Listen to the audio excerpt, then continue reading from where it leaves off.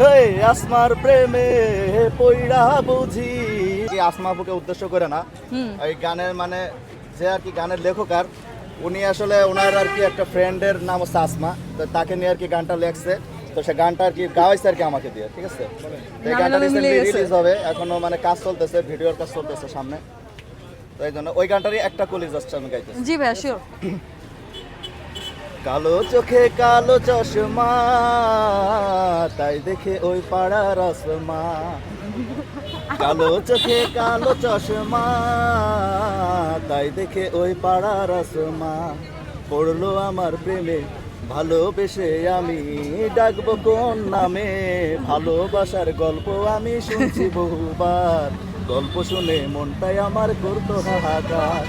ভালোবাসার গল্প আমি শুনছি বহুবার, গল্প শুনে মনটাই আমার করতো হাহাকার।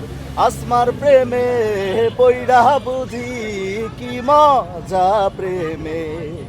হে আসমার প্রেমে পইড়া বুঝি কি মজা প্রেমে। Thank you.